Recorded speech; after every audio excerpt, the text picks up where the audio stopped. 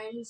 सबसे पहले तो आपको नमस्कार और मैं मनीषा वर्मा एक बार फिर से आपके बीच में पार्लर के कोर्स और पार्लर के बिजनेस से रिलेटेड जो भी चीज़ें होती हैं जो अनुभव के आधार पर हम बताया जा सकता है, इसको बताने के लिए आपके पास अनुभव का होना बहुत ज़रूरी होता है। तो मैं उन्हीं चीज़ों की कड़ी में आज एक बात करना चाहती हूँ कि योग्यता। क्योंकि क्या होता है, सामान्य तौर पे तो ये माना जाता है कि पार्लर के कोर्स करने के लिए कोई योग्यता की ज़रूरत नहीं होती, सिर्फ सीखने की लगन। और मेरे ख्याल से ये 80% सच है। लेकिन आज जिस तरीके से ये बिज़नेस आगे बढ़ रहा है या जिस दिशा में हम लोग आगे चले गए हैं, जहाँ टेक्नोलॉजी का यूज़ होने लगा है, जहाँ पर आपको थोड़ी-सी केमिस्ट्री समझ में आना चाहिए, जहाँ पर आपको यदि डिग्री है तो थोड़ी बहुत आपको मैथ समझ में आनी चाहिए, और यदि तो आर्ट है, कलर व्हील है, ये सारी जो चीज़ें होती हैं ना, ये एकदम से आप सोचो कि यदि आप ब्लैंक और आप बिल्कुल भी पढ़े-लिखे नहीं हो तो फिर थोड़ी-सी दिक्कत जाती है।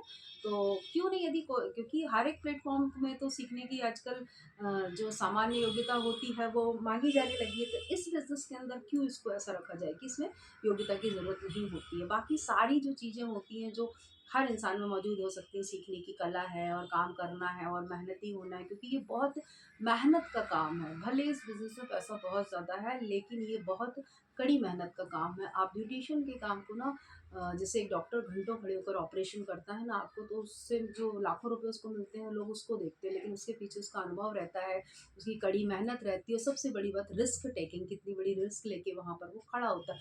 उसी तरीके से एक ब्यूटिशियन भी काम करती है। जब आप किसी को कोई स्किन ट्रीटमेंट देते हैं, जब आप उसकी ज़िंदगी का सबसे बड़ा पल होता है, शादी उस दिन आप उसका मेकअप करते हैं, तो आपके ऊपर भी प्रेशर होता है कि आप अपना बेस्ट दे सकें। वहाँ मैटर नहीं करता कि आप कितने पैसे ले रहे हैं। क्या कभी आप भी ब्यूटिशियन हैं, मैं भी ब्यूटिशियन हूँ, क्या कभी ऐसा हुआ है कि किसी बंदे ने आपने जितने पैसे माँगे उससे कम दिए हैं और आपने उस आधार पे मेकअप किया हो? क्योंकि मुझे नहीं लगता कि जो चीज़ें 4 लोगों के बीच में जाती हैं, वहाँ पर हम कभी अपने काम में कोताही बरतते हैं। क्योंकि यदि किसी ने कम पैसे भी दिए, तो भी हम अपना काम अच्छा इसलिए करते हैं कि ये जो काम है 4 लोगों को दिखता है। वो 4 लोग कभी ये थोड़ी ना पूछते हैं कि आपने कितने पैसे दिए थे, वो तो ये पूछते हैं आपने कहाँ से कराया था। तो ये मेरा और आपका दर्द है जो मैं समझ सकती हूँ। तो मैं यहाँ पर इसलिए, चलो मैं सब्जेक्ट से अलग हो गई थी, मैं वापस आती हूँ कि योग्यता। तो योग्यता की यदि बात की जाए तो इसमें मिनिमम योग्यता बहुत ज़रूरी है।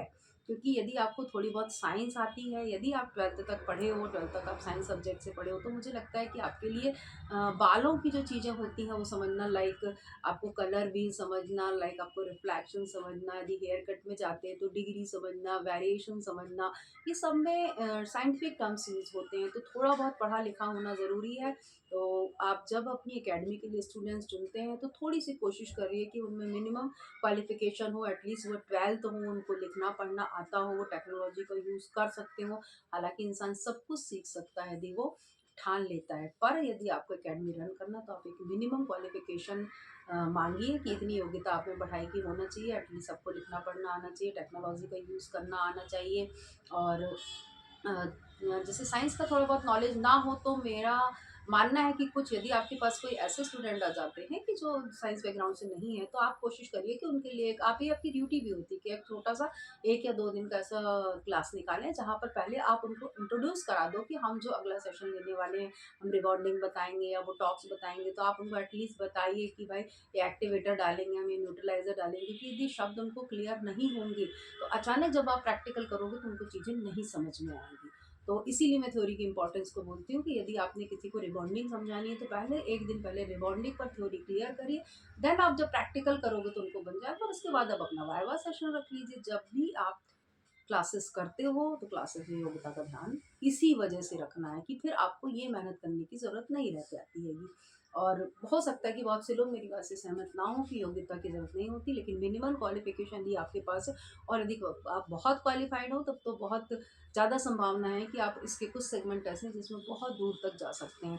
और यदि बात एकेडमी की जाए, वापस यदि मैं एकेडमी पर आऊँ, तो एकेडमी रन करने के लिए तो मुझे लगता है कि सामने वाले का पढ़ा लिखा होना ज़रूरी होता है। तो क्योंकि तभी आप एक अच्छी एकेडमी रन कर सकते हैं ना, क्योंकि आपको वो पैटर्न, वो प्रोसेस पता होती है कि किस तरीके से एकेडमी में काम किया जाता है। लाइक जैसे भाई बच्चा नर्सरी पढ़ता है, फिर 5th में आता है, देन वो स्कूल कंप्लीट करता है, फिर अपना ग्रेजुएशन करता है, फिर मास्टर्स करता है। तो इस प्रोसेस को कंप्लीट कराने वाले का, इस प्रोसेस का जानकार होना बहुत ज़रूरी होता है। तो योग्यता के महत्व को समझिए। बाकी तो दुनिया के हर फील्ड के लिए एक ही योग्यता है, लगन और मेहनत। यहाँ पर भी अ, वही फ़ॉर्मूला लागू होता है। और अब आगे आप जैसा चाहेंगे उस पर मैं वीडियो बनाऊँगी।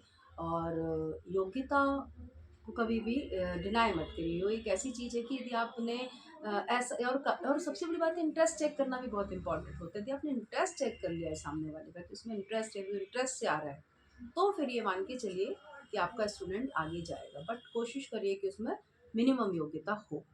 धन्यवाद।